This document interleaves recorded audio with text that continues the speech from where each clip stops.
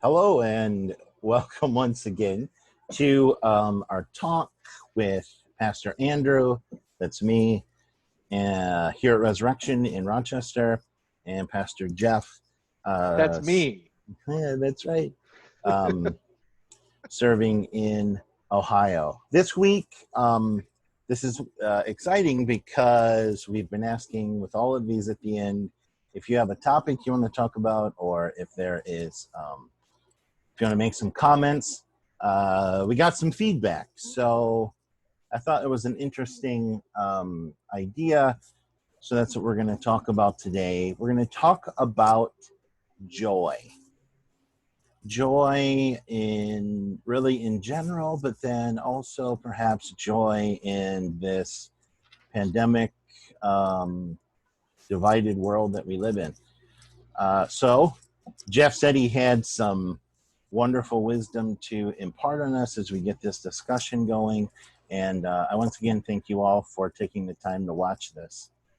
Yeah. So I'm going to start off by saying a few things. One, you're going to want to get your pens or pencils and pads of paper. Whoa. Because I'm about to drop some life knowledge on you. Not really. But then also, I want to say thank you to Pastor Andrew because when we first started meeting, he would say, "This is Pastor Jeff from Avon Lake, Ohio." And then he got a little bit lazier with it, and he'd be like, "Yeah, from like Cleveland, Ohio." And now I'm just from Ohio. So I'm expecting next week to just be Pastor Jeff, who's a pastor, I think. It's gonna be really generic, which I appreciate. That brings I me received joy from that, what you just said. Me too. All right. So joy. So I'm going to speak, obviously, as we've done in the past, only for myself. I don't want to generalize for other pastors, or obviously for other Christians. But for myself, as a pastor, I'd like to think when people interact with me, they get a certain sense of joy that I try to bring happiness, to other people and make things fun. That's my personality, and so. I think sometimes people might be actually a little surprised that even though that's the case in interactions, that when I'm just with myself, if I'm by myself, or, I'm doing reflection or what have you, joy is not something that just naturally comes to me. It's not something like I just sit around and, smile all the time, and I have had, which is, I think, ironic because I've had times because of my personality where someone will ask me, like, "Are you doing okay today? Are you feeling okay?" And I'll say, "Yeah, why?" And they'll go, "Oh, well, you're not smiling. You're usually smiling." So for me, coming across to other people, not smiling is me having a bad day.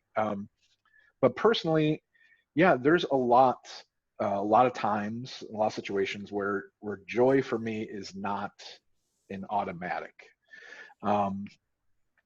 And I will say, to kind of open this up, that I think a lot of the lack of joy that I experience at times in life is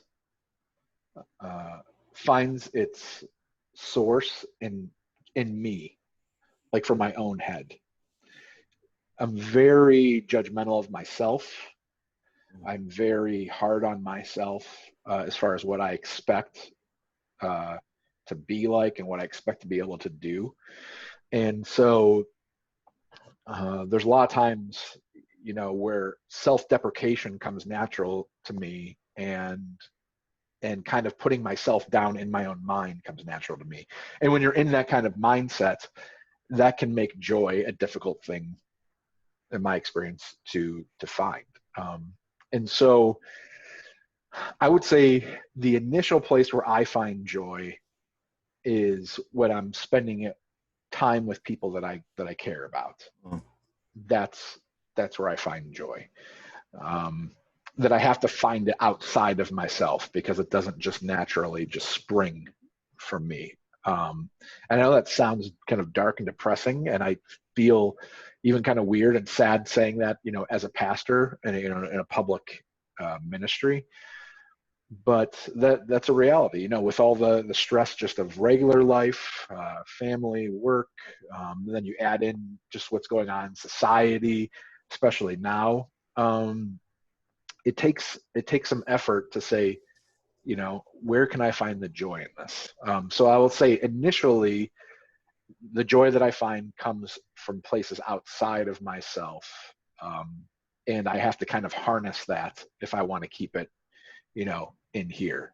Um, so I'm going to kind of throw something back to you, a slight twist on the idea or the conversation is, um, so pastors get asked this sometimes, at least I have by like my bishop.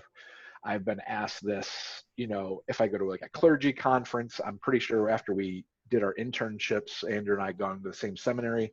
The woman who kind of went over and supervised the seminarians' internships. One of the things they would ask is, where do you find?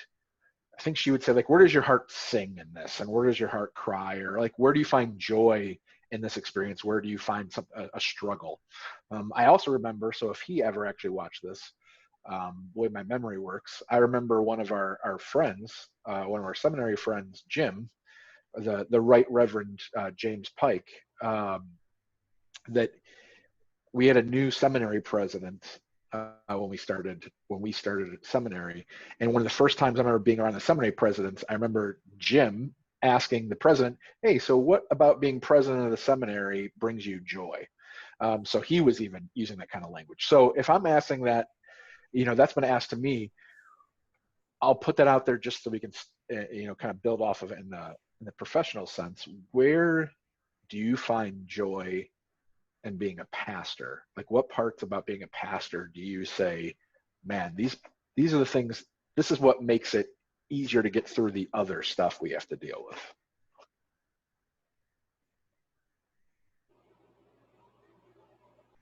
So you're asking me.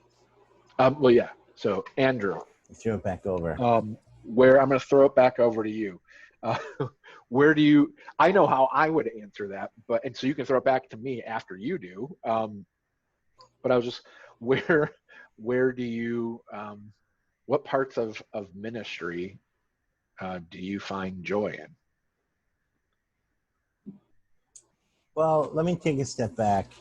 You do that. If you could avoid my questions. No, let me just take a step back because something that I've had to do, and it's been hard my whole life because I've constantly heard it from people, is a lot of times because I'm also my own worst critic, which I think a lot of people can connect with. But let me adjust that. So, I'm my own worst critic. So sometimes when I'm in the midst of, I don't want to say feeling down, but not up. Yeah. I have to say, maybe I do like a daily review, like even like one of those things, and it sounds, I can't think of the right word. It sounds, Cheesy or cliche? yeah, it sounds cheesier. Yeah, thank you. Huh? You wake up and it's like, what am I going to find joy in today? Or when I go to bed to say, what did I find joy in today? Or when Mm-hmm. I'm sitting here at my desk and I'm like, is there something I can be joyful about? Like just that mental 2 or 3 minute break to just do that. Yeah. Now, when it comes to ministry, because and I do that because joy isn't. It's just not there at the forefront for me. It's not something I have to like mentally connect with that or try and find a connection with that sometimes. Yeah. Um, but in terms of being a pastor, and as an introvert, I mean, it still sounds kind of strange. I find joy, as you were talking about, like in connections with people. It's joyful to have those connections and, in a sense, those relationships and building those relationships.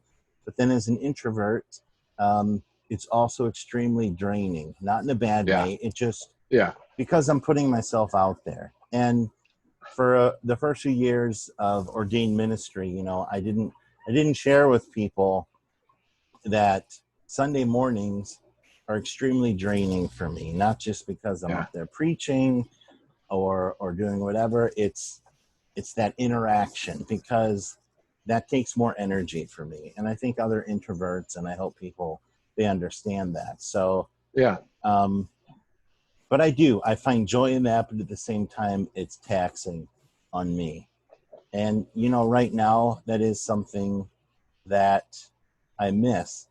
But a lot Yeah. of times I don't realize that I miss it. So like in this time I've done a few, I'll just call them like lawn calls or whatever, where it's like I'll Mm. stop at someone's house, I'm at the end of their driveway, and we just kind of have a conversation, which is what we need to Yeah. do. And I've also called people, but it's almost like I don't realize what that means to me um, until after. And I Yeah. find and I do find joy in that. And and I'll go home and I'll tell my wife Katie about it, and I'll just be talking and talking about it, and she's like, "Wow, you're talking about this a lot." So I'm like, "Yeah, well, I'm joyful about that." Yeah. So there's that, and then also, after 15 years, for the majority of it, and I can't even believe that this is a part of it, but I do enjoy and find joy in writing sermons and then preaching, which is totally, to this day, I cannot understand, because, as I have told people from the beginning, I'm deathly afraid of public speaking, which is why maybe I said this here, but I've said it elsewhere. When I came to Resurrection here in Rochester, they Yeah. moved. They have in the worship the peace, sharing of the peace isn't, Yeah. like 3/4 of the way through the service. It's Right. right. It's right after the greeting. Okay. And so one of my biggest worries is, because I'll get up and I do announcements at the beginning of the service. Right. Doing announcements, that's public speaking. So my hands get super sweaty because I'm so nervous. So then it's like, all right, so I have to do this, and now we're going to go share the peace. Of course, right now that's not a reality of physically sharing the peace like that. But what I found is it actually helped to. I've actually found comfort in that, being there, and I really like it Yeah. because. But I'm kind of rambling about that. But yeah, I mean, just in those things, I find joy, and it sounds, even to this day, it sounds a bit strange, but in those, I don't even know. See, it sounds so strange. It's more of a humbling than joy, but there's Hmm. joy in those parts of ministry where, families, people welcome me into those times of great vulnerability, in terms Yeah. of, you know, visiting someone in the hospital where maybe they're in hospice, or being there with the family um, when someone's life is coming to an end. But then also, being not only the pastor baptizing a child or whomever, but being a part of that preparation and just having those conversations Yeah. and having those one-on-ones. Again, I think that's Yeah. part of building a relationship, Yeah. a first communion, or Yeah. a Those life-changing confirmation. moments. Yeah, Yeah. those Life-changing moments. Yeah. those faith defining moments, in a sense, Yeah. and to be a part of that, because it's in those anymore that I go, where I might say, wow, this is what a humbling place to be. Yeah. And I think that humbleness that turns to joy, because it's a gift. Yeah. Okay. Well, and I think, no, that's really good. And I think, and I want to say, doing a minimal amount, a little bit of research on this topic, um, since it wasn't natural necessarily for either one of us. A little bit of research on this topic prior to starting the video. That is one of the things. So So I'm going to be the first to admit it. I'm going to admit that there's a lot of stuff that Martin Luther says that I'm like, that's amazing. And then there's some stuff that he Yeah. says usually towards the end of his life where I'm like, yeah, can we just not talk about that stuff? But he kind of hit it. And one of the things I read in getting ready for this, that joy isn't just, I'm paraphrasing, obviously, joy isn't just the times of happiness. Mm. Joy is in that vulnerability. Joy is actually even in that sadness, because Yeah. it's when we're in those moments that I think this touches on stuff that we've gone over in the past. In those vulnerable moments, I think people are as authentic and genuine as they can be. That you're kind of stripped away from all the masks we put on, all of the walls we build up around ourselves, and there's a really raw experience. Yeah. And so even in those times of sadness, even though it would be better if I were to be able to say to somebody like, hey, oh, you just want me to heal your family member? Oh yeah, boom, they're healed. They would prefer that. In my experience, there's still a joy felt between us in that we're not alone, of just that physical presence, of being there with somebody. And there's a lot of time, I think this probably goes to it as well. And I would assume this has to happen for everybody. Obviously, we're talking as two pastors, so our scope of knowledge and experience is limited just to what we've experienced. But I'm hoping that this applies to everybody, that there have been times in my life, and I would apply this, we kind of joked about it earlier before we started filming, that there are times in our lives where we are bringing joy to somebody else that for us, we're not even realizing we're doing it. Mm-hmm. Like we're not even consciously going like, I'm going to make this person happy, or I'm going to make them feel better. But maybe it's just in our presence. Maybe we say something that, isn't even necessarily intended to make a difference. We don't think we're making a difference. And I know as a pastor, there's been various times in my ministry where somebody has come up to me and said, hey, remember when you said this? And I'll respond, no, No. I Yeah. do not. But where they'll say like, you said this, or you were there, like you just happened to show up at this place, or you happened to say this in your sermon, and there's no way you could have known this was happening in my life at that time. And I know you probably didn't even mean it for that, but it connected to me. And so I think, one, that brings me joy too. And this is going to sound very pastory, and so if you want to bring it back down to earth, feel free to. But what was coming to me when you were sharing recently is, in those moments, like in those humbling moments, just like when someone says, oh, this happened, you were a part of this and I don't realize it. For me, those are the moments where I'm like, okay, this stuff is all real. Like God is actually, like, I believe God is real, but these are the moments, there are moments where I can't explain things, and it's in those moments. I'm not talking about miracles and different, stuff like that, but those moments where the Holy Spirit, where God was working in those moments, and in Yeah. reflection in very, very real ways, because they go beyond me, they go beyond you. And we've each had hardship in our lives, and I won't go into it, definitely not in this video, but there was even a time for a while, I was actually reflecting on this in the last couple of days. I don't know why, where Pastor Andrew and I, for like 4 months or so, we were not really talking to each other that much when we were in seminary, but we had been really close, and then we weren't, and then somebody had to bring us back. So maybe I'll tell them about it after we're done recording. But so we've all experienced sad things, hard things in our lives, and we can think of those people and those things that helped bring us from like the brink of sadness and despair. And I think those are the joy moments. And I think recognizing and seeing God in those moments is a special thing too. To think that, I know I preach this and I teach this, but I don't always think it. To to think that God is actually working through me is an amazing idea. Yeah. And it's a humbling thing too. So when we're in those joy moments, is there, how do you approach that within yourself at times?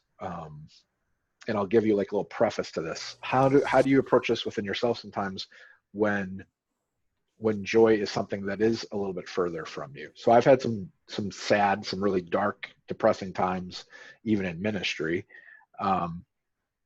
And I will say, most recently when I was going through some stuff, it was Pastor Andrew and another one of our friends, another one of our colleagues from seminary, that my wife was like, you need to reach out to them because you need to tell them what's going on and open up, because I can't help you with this. They'll have an understanding of this. And I reached out, and had I not done that, I don't know where I'd be right now. But realizing that finding joy isn't,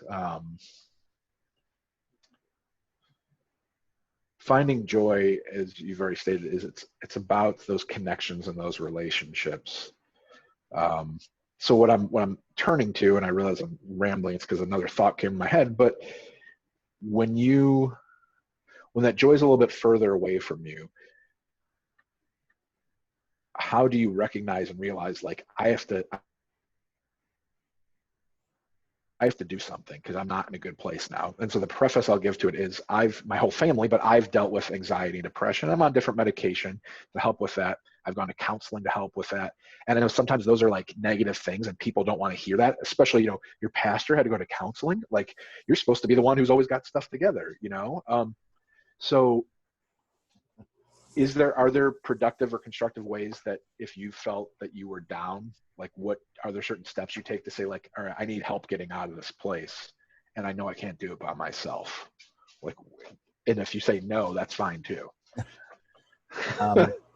I think just in general, I mean, when you're in a down place, a person, when one is in a down place, I mean, it's hard to see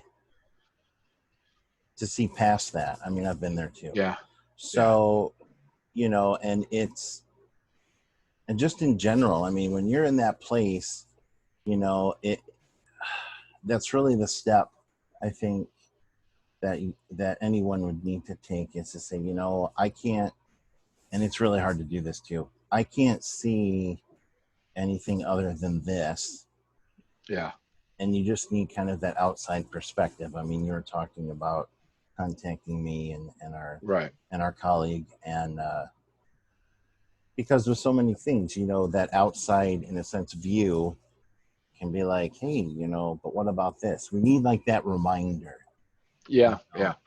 And what a blessing if we have a significant other that helps us to try and see that, or a friend, or sometimes it's the person in the grocery store that's that's like, hey, how you doing? Or like seeing a parishioner in the store, and they're just like, oh, hey, it's How'd you really get good. out of the church? Yeah. Oh, it's like seeing your teacher at the store. You're like, wait, you're not supposed to be here. Yeah. But just kind of that outside perspective. But it's so hard, I know, when you're in that place, especially when you're like, gosh, I wish, what is there to be joyful about? What is there that can maybe lift me out of this? And it's hard. It's like I said, it's hard to see outside of that, because I mean, your vision is like this. Yeah. And to be like, I need to say something to someone, or let me reach out. Yeah. I mean, even as pastors, I mean, we're taught that in, well, kinda in seminary, and it's like, yeah, this is what you need to do in our continuing education, in all of that. It's like, this is what you need to do. But I mean, kind of going, self-care, and then going along with what you were saying, yeah, oh, well, your pastor needs counseling. Of course, your pastor needs counseling. Counselors need counselors Right. Yeah. because Yeah. you get, and I'm sure this happens to other people, you get in the mode or what have you of, um, if someone came to you and they're like, oh, yeah, I'm really down, and you give them that care, pastoral care, talking with them. Yeah. But then when it's you can't see it, Yeah. you know? Right. And So, I think because this is what I like to think that I do it too, but I going off what I've received from you, so I'll use that, I received from you and from another colleague. And I think this is very biblical in a Jobian sense, of what didn't happen is in Job that, um, so if anybody's experiencing this, know that you're not alone.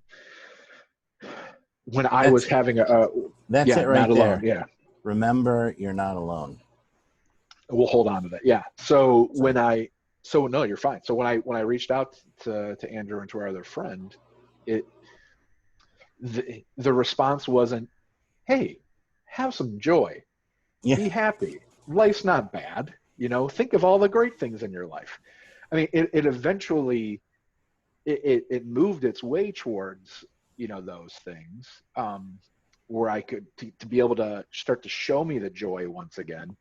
But the initial joy was in that sadness, which I think also goes with with the Martin Luther quote that I talked about earlier, is that when I first reached out, the response was, and pastors talk like this, but I'll make it cleaner. The response was, "Yeah, that sucks.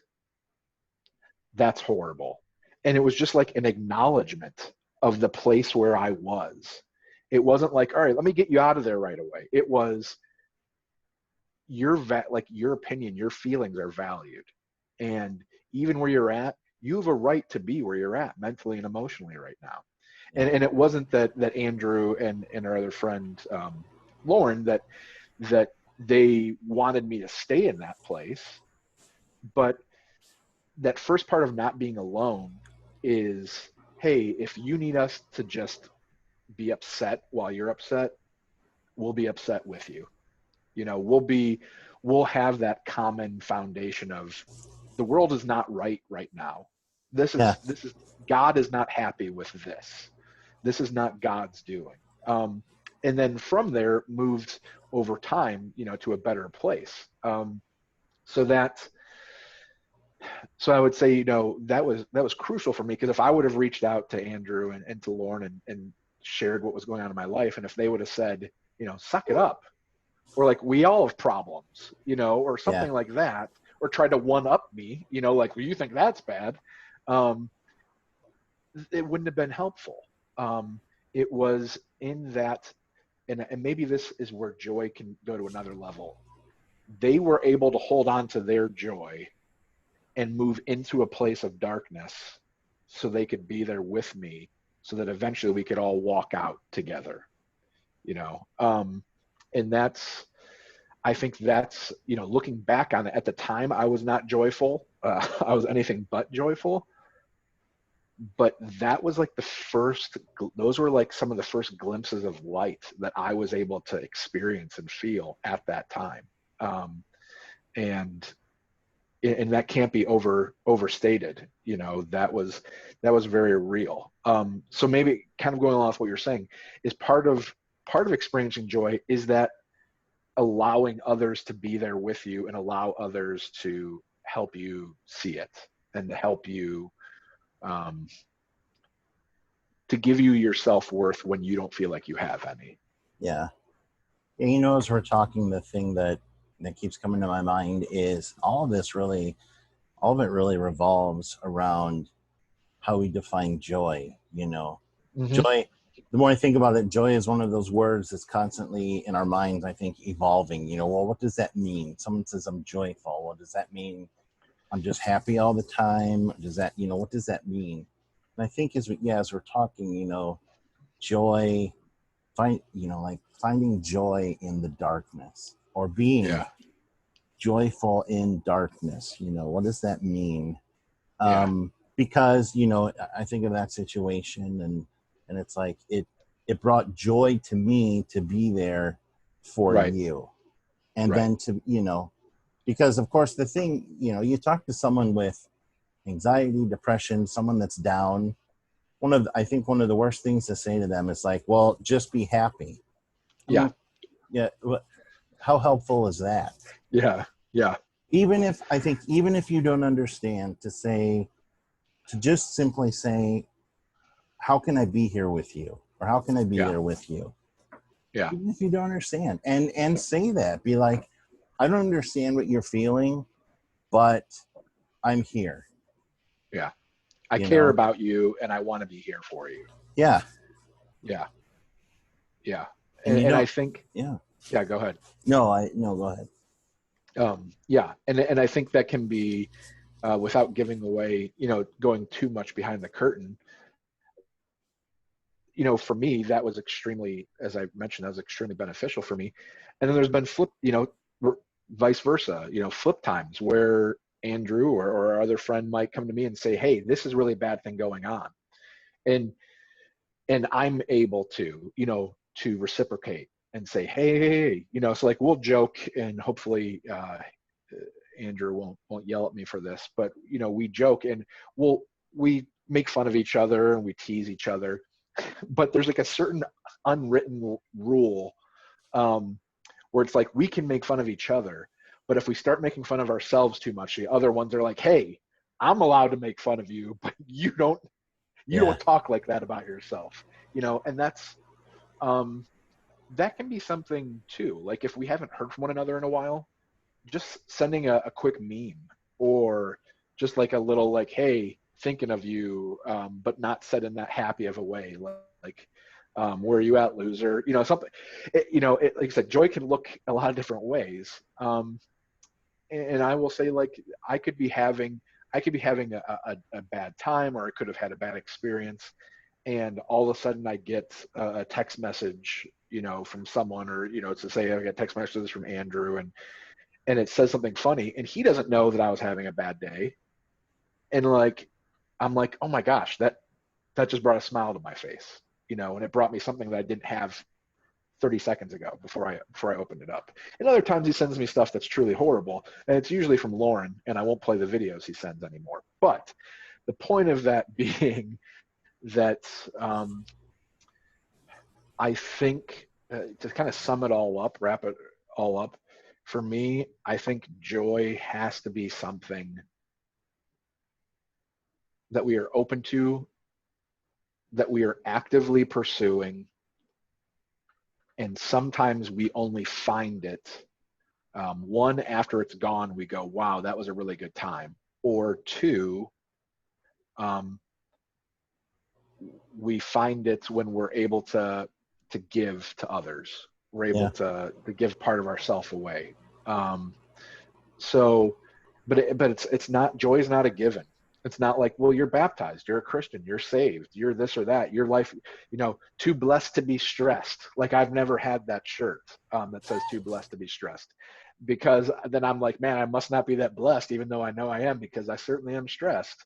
Um, so yeah, I think for me personally, it's one of allowing myself to feel joy, allow myself to feel sadness too when I feel it, but then knowing where to go, knowing where my outlets are if I would need to find joy if I'm low on it, and then also being, you know, really appreciating the moments where I've got to had the ability, opportunity to participate in joy with somebody else, and say, I know that was kind of meant for them, kind of like what you said, it was meant for them, but I feel better being able to be a part of that, and being able to help. So that'll be my love you. Um, that Yeah. was my And daughter. I yeah. do. I And love you too, but that was my daughter. Yeah. yeah. No. And I think another thing to hear is, it's okay if you don't need to be joyful all the time or experience that, but and that's okay. That's okay. Yeah. um but yeah, I think all of that, it just really comes back to those connections with other people. And yeah, because it's easy, like, we started this conversation however long ago, I don't know, like 3 hours. And 3.5, yeah. yeah. And, even just sitting here, I'm thinking of things to be joyful about. My Yeah. teenagers actually wanting to come talk to me. Yeah. And they might come talk to me about nothing. Yeah.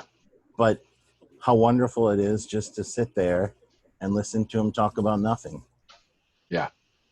Yeah. And I will encourage people, and it might be a little bit different or difficult with the situations we're finding ourselves in right now. Yeah. That's why we say, like, in these posts or in other things that we put out on Facebook individually, through our churches together. I've never, how do I say this? Because it's going to come out like a double negative. All right, so I'm going to flip that around. Every time I've received just a little note from somebody, whether it was a card, whether it was an email, whether it was like a Facebook comment or whatever, from somebody that just said, hey, I want to say thank you for being this. Thank you for being there for me. Thank you for being my pastor. Thank you for being my friend. Those little things, encouragement to one another in the congregation as well. Be encouraged to share those moments of joy with other people, because is as blessed as we are, and I truly believe that, as blessed as we are, I don't. In church, a lot of times I focused more on sin and salvation, end of life, let's say, than I have focused on the here and now and the abundant life that happens, in between those moments. So really taking the time, and as Pastor Andrew said in previous videos and individually to me, worship being a celebration, our lives trying to be a celebration. Is it always going to be the best party ever? No. But, put those good things out there. And that'll make a difference in other people's lives in ways you don't realize at the time. Yeah. And if you're that person, then tell somebody about it. Yeah, exactly. You're like, I'm not feeling the party. Yeah. And another person will be like, really? Let me help. How can we help? How can we be there? I wonder. Yeah, go ahead. No, I was going to say, because that's what I'm constantly preaching, to the point where, well, the last time I preached it and we were all together at a congregation, I'm like, this is the party. I only got I got 2 or 3 eye rolls, like, oh, that again. But they, they're like, yeah, that. But yeah.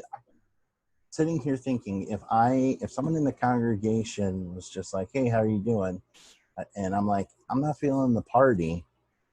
They know exactly what that means. Yeah. And I'm pretty sure they would respond to be like, yeah, what's going on?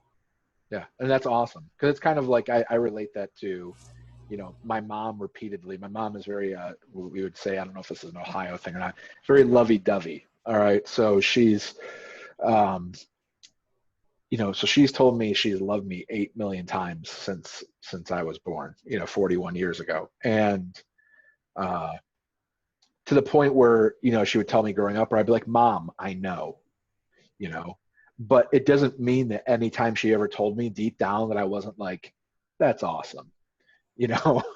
I might roll my eyes and I'd be like, yeah, oh, we hear this again. But, as a parent now, I can never tell my kids too many times I love them. Like, it's for me, maybe it's a selfish thing for me, but I don't feel like I can never tell them enough. And so talking about the party, talking about the joy, and I think maybe talking about that and being intentional about it, because there's enough other crap and garbage in the world that we need those. We need to hear those positive things, because we're gonna, whether we want to or not, we're gonna experience the negative. So we need those positive things to help us too. Yeah. All right. So we talked about that. I'm going to share a story now that I know he remembers. I don't think we talked about it on here before. And if I did, that I don't care, because it makes me joyful. My wife likes to reference this story to me whenever I try to claim I have any type of knowledge over any type of things that stereotypically men should know. So back in seminary, I tried to do my wife a favor. And it was starting to get cold out. It was getting into winter. And we had, I had my wife's car, and I was like, oh, I want to do a favor. I want to make sure I saw this thing where it was like, you can get windshield wiper fluid that like cuts through ice. And we were in Columbus, Ohio, and so it snowed and got cold there. And I see Pastor Andrew remembers this. So I went to like an AutoZone or something like that, and I got this de-icing, what I read to be de-icing. Yeah. Hey, Yeah. tell him I Yeah. love him. Tell him I love him. Tell him Jeff loves you. Yeah, I will. Right. So I went and got the stuff that I read on the label, because I'm not somebody who pays attention to detail, like de-icing windshield wiper fluid for my wife for her car. And I got it home. I opened up the hood, opened up the reservoir. I poured a whole bunch of this de-icing stuff right in the windshield wiper fluid. Tell my wife about it. I'm super excited. And she says, wait, what did you put into it? And so I told him, like, the bottles under the, in the cabinet under the sink, whatever. But I went and I saw this thing, and I was just like, I have to get it for your car. And she looked at it and she goes, you idiot, you put antifreeze in the windshield wiper fluid. So I don't know much about cars. However, I did find out that you're not supposed to put antifreeze in windshield wiper fluid. I actually don't know what would have happened. But so this is how good of a friend Andrew is. I told him about this. I think we went and got real wiper fluid. It's nighttime at this point. We came back to our parking lot, and he spent a good 30 to 40 minutes helping, as I think he was inside the car, or I don't remember who was, pulling the stuff, because we had to empty out the reservoir, shooting antifreeze onto the windshield of my car, and then helping also scrape it off, because it's like freezing at this time and snow and slush is everywhere. And so I got to look like a complete and total moron while doing this. And he spent a good 30 or 40 minutes helping me clean it off my car. And so whenever we see windshield wiper disposed fluid, of it correctly. Let's put that in there. did we? Yes. What did we do? Well, we had it in the snow, and then we took the snow and we put it somewhere. Maybe that wasn't correctly, but it didn't get into the. No, it didn't get into like ground. the water. Yeah, it didn't get into like the sewer system of water. I mean, it might have eventually, but it didn't initially. So yeah, so it took 30, 40 minutes. And anytime I'm with my kids and my wife, and we're anywhere near where they have windshield wiper fluid, my wife tells the story again and again to my kids about how dumb I am for putting antifreeze in windshield wiper fluid containers. So yeah. So that was my story. All right. Very good. Did a good job. Yeah. All right. Well, I want to thank Pastor Jeff once again for talking through another topic. And again, if you're able to leave comments and emails to us as we post this, and if you have any thoughts on topics, just let us know. Thank you. All right.